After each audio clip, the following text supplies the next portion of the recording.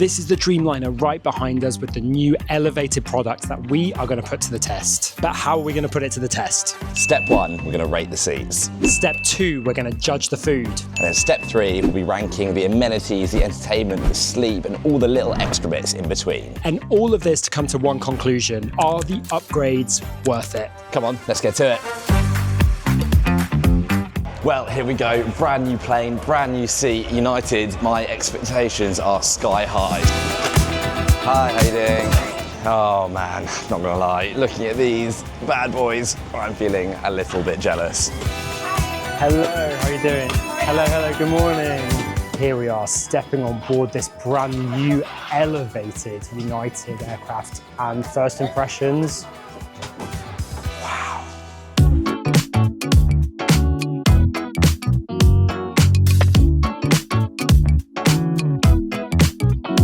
We are on the very first flight from London to San Francisco on United's brand new 787 elevated Dreamliner. There are 99 premium seats on this plane. Less than half of the aircraft is standard economy seats, which is kind of wild. I am up here in the Polaris Studio suite. This is United's most premium seat yet, so this is promising to be an all-round great journey for me. This isn't just a new seat or a new plane. United is making a big bet on a premium heavy aircraft. But the question is the upgrade from the usual United Polaris suite worth it to this Studio? And is the upgrade from economy to premium economy worth it? First impressions boarding this Polaris cabin, I am impressed and also blown away at the size of it. When you board at the 2 doors, you turn to your left, you see a huge Polaris cabin. You turn to your right, you see a huge Polaris cabin that way as well. And they're arranged in a 1-2-1 configuration. Every single suite has direct aisle access. They also all have doors for extra privacy. Now, of course, I am in the Polaris Studio. They're actually 25% bigger than the seats right behind. And at the moment, United is going to charge you $499 to upgrade to this seat. But is that worth it? The whole cabin has wood trims, soft little accents here and there, grays, blues. It's very calming in here. It's dark, feeling comforting and calm, but also with the windows open, it feels airy, and that's due to the size of the cabin as well. The legroom in the seat is absolutely vast. Actually, a buddy could sit with you to dine right opposite. And I'm looking forward to making this into a flat bed to see how it performs as a bed. The seat is controlled by an electronic panel just to the side here. You'll find a storage cubby in the armrest just to the left. There's also a storage cubby right underneath the ottoman. Another storage cupboard just here to the right with a mirror. And a bottle of water in there. Under that little cubby hole is a wireless charging panel. The 4K LED screen is enormous. It's probably about double the size of the suite right behind. The tray table pulls out from right in front of you. It's really large. It's very sturdy. It doesn't move. No waggling about at all, and I hate that. Beyond the tray table, there is this fixed console area, which just gives you so much space to put your iPad or put some food or to move things around, so you're never going to feel trapped in this seat. And taking a quick look in the seat right behind mine, which is the regular Polaris suite. It's still very comfortable, but does feel noticeably smaller than what I've got. The screen is about half the size. The space around the feet is significantly different. You don't have this wide bench area. You do have to tuck your feet into a cubby hole. But generally as a business class product, even the regular business class seats here are something very special. Here in premium economy. First thing to note is that this is actually the smallest cabin on the entire plane. There's only 5 rows set out in a 2x3x2 configuration, so it feels very intimate, very private. I like that even though Nikki's in business, I've got something a little bit different back here. And what I will say immediately is that this already feels like a big step up from the economy cabin in the rear of the plane and also previous premium economy seats I've flown with United before. Obviously, this has that new plane feel. Everything is fresh, spotless. And the immediate thing I've noticed is the introduction of the wing here in premium, which does give you a nice bit of privacy, creates a gap between you and your seat buddy, and just gives it that slightly more luxury exclusive feel. Directly behind me, I have an adjustable headrest, which I can move up and down and also pull it in either side. Now here in premium, I'm expecting good things in terms of recline. So I'm gonna click in this button and just see how far back we go. And that feels like a really nice level of recline, definitely the setup if you want to sleep. One thing I will say is that once you're reclined, you really feel the full effect of this privacy wing. It has that sort of more business class cocoon feel. But actually right now, I can't see anyone else in the entire cabin. And while it may seem like a small thing, it's just another element that adds an extra layer of luxury and value to this premium economy ticket. And then down in my left armrest, we have my tray table, which I can click out. Look how that just pops out like so. And we can have it in this sort of single top configuration. You can pull this out here to rest your phone on, but for the full size, you can flip it over again. And as you'll see, you can slide that back and forth depending on your preference. And then over on my right, you have another armrest, which is sort of shared between you and your seat buddy. And below that is a little storage compartment that is currently housing my headphones and the jack to plug them into. And just on from there, we have the IFE remote that you can click out like so, along with the seat controls that allow you to recline and extend your footrest. And then just above, you have this nice sort of marble finished countertop where you can rest a drink or your phone. I just like the little design touch here, which stands out compared to your usual cabin. One thing I have noticed is there is just a little bit of give back and forth on this armrest, which I don't think is meant to be there. I wonder if that is just a little new plane fault that they need to screw a little bit tighter. There's also a main charging socket and a little holder for your drinks. And then if I flip you around, you can see that I'm sitting at the bulkhead today, so I have a ton of leg room. And my little storage compartment here. These are the brand new IFE screens. Okay, well, I don't think I've ever seen this feature on an IFE screen before. You can see on the flight map, that's us right there about to take off. But all the other little planes, they are actually on the ground right now. It's live tracking the airport as if it's flight radar or something. So for the av geeks out there, being able to see all the other flights landing and taking off is super cool. Well, I've quickly nipped back the economy cabin to show you what I've upgraded from today. And as you can see, seats are set out in a 3x3x3 configuration. There is only one economy cabin on board. If I flip you around, these are what they are calling the best economy IFE screens in the world. They are ultra responsive, completely touch screen, and they feel like a significant improvement on the old United economy screens. And this is one of the extra legroom seats here in economy. The cabin is split between standard and extra legroom. Here in the extra section, I've got tons of room. If the cabin was full, you might start to feel a little bit squashed in here. It's basically what you'd expect for a standard economy seat.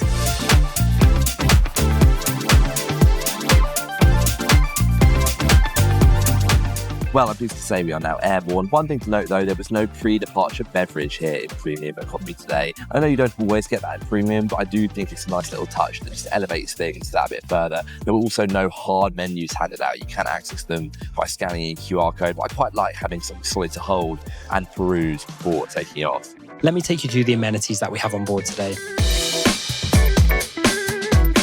First up, we have all of this Saks Fifth Avenue bedding. Huge pillow. Look at the size of this. Airlines just go too small with pillows. This is what we need. Memory foam, love. Soft, lovely blanket. And just in the studio is this plush velvet cushion. It's these little touches that make this studio worth it. We have the amenity kit right here, which is also elevated versus the seats right behind. They have a smaller little pouch, and this is a whole little box. Now, this amenity kit in the studio really is akin to something you would get in first class on another airline. It is a real elevation. Those tiny little bottles, you've got decent sized products here from Perricone MD. Really lovely presentation, super chic, top quality products. It just looks and feels great. Even the slippers you get in the studio are posher. Probably the poshest set of headphones I've ever seen. Oh, and even with them on, not plugged in, they're noise cancelling. You can't even hear yourself.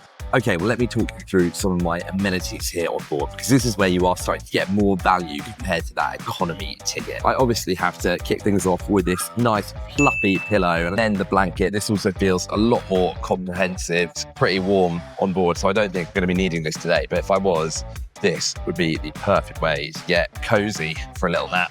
And then the amenity kit itself. Let's have a look what's inside here today. Standard flight socks, a nice blue eye mask as well. That does a good job for shutting out the lights. Earplugs, little dental kit, soft tissues, and leave a little Perricone MD set toiletries with cleansing wipe, lip balm, and finally some hand cream. And I almost forgot these large over-ear Meridian headphones, which feel like great quality.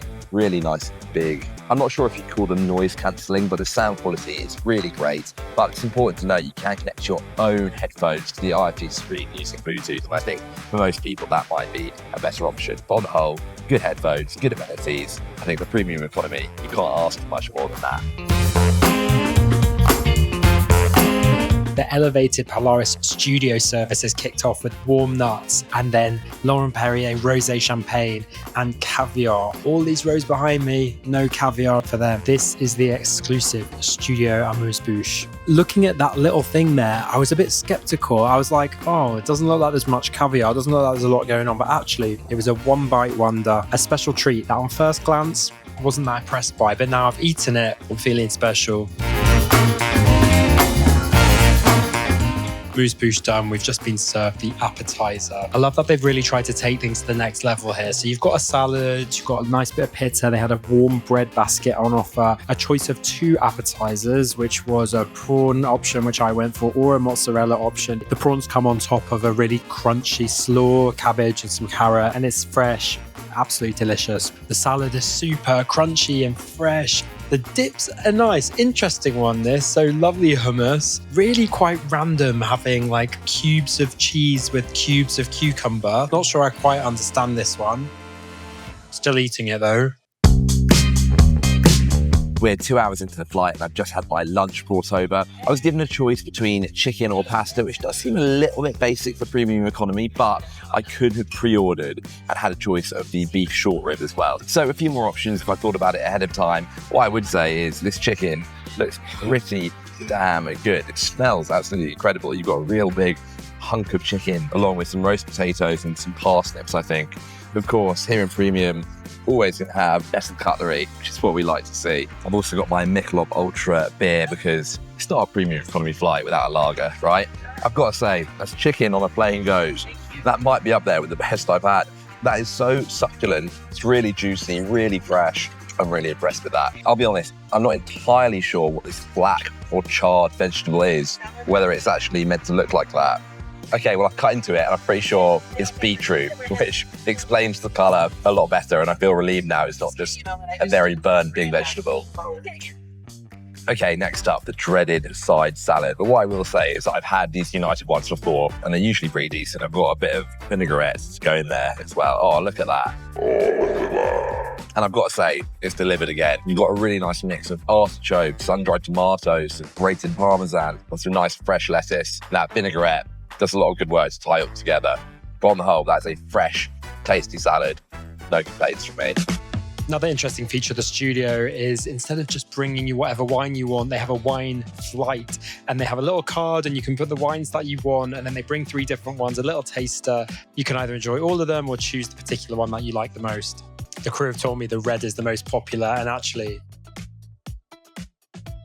that's delicious. It's the one for me. For the main course, there was a beef, a chicken, a pasta, but I've gone for the salmon, pan-roasted salmon with a couscous risotto. I don't think I've ever had a couscous risotto. The salmon's okay, a tiny bit on the fishy side. It can be a bit like that on a plane. The couscous risotto is delicious though. Broccoli and the artichokes are lovely as well. One big bonus on United and Polaris that I love though, in a little salt and pepper tower, they stick chili in there. And I just know this chili powder is going to make this meal taste good. And then finally, moving on to dessert, I've got these French cacao truffles. And don't get me wrong, they are tasty, but premium economy, I think you want something more than just a little pack of chocolates. There's no dedication, there's no care. I want something like a crumble or a trifle or an ice cream, anything. Come on, if you're flying United, there is no option but the ice cream sundae off the trolley with every single topping available. My favorite thing ever. More airlines should do this. You get the same in the studio as you do in the rest of the business class cabin, but this is always the highlight of any United flight for me.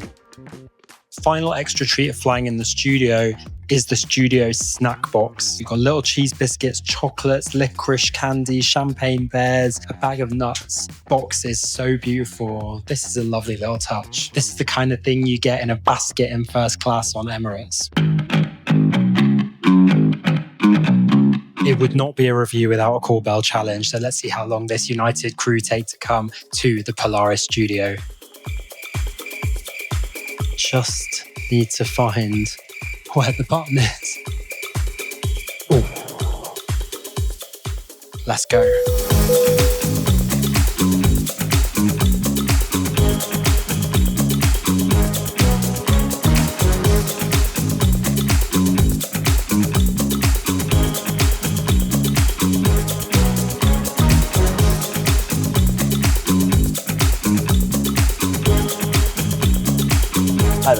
Okay, not the fastest time, but pretty solid.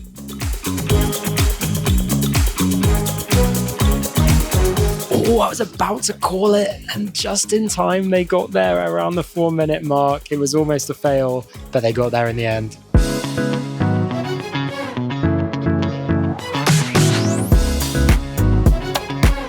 I've just made up the bed, and when it comes to sleeping, I think this could be one of the best business class sleeping situations I've ever seen. What you didn't see earlier was the plush mattress pad, which is a squishy thing which goes down, covers the seat.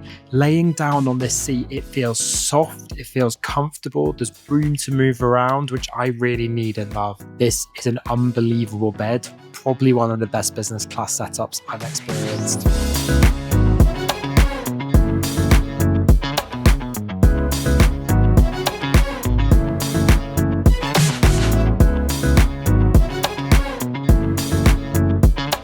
Oh my God, it's really good. No.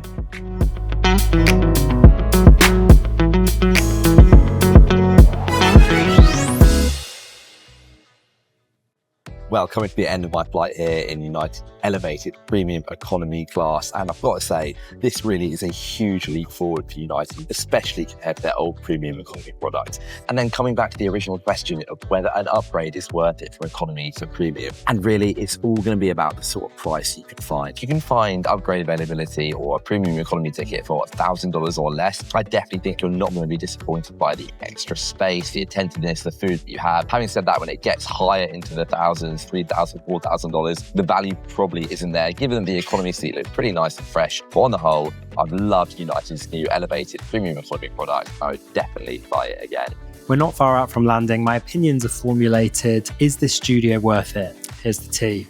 I should just say that this entire cabin is pretty spectacular, but this studio at the front giving you that extra 25% space, I think is worth that difference. On a 10-hour flight, you're talking $50 an hour. I would pay that to have this extra space, especially actually on an overnight flight if you were trying to get some sleep.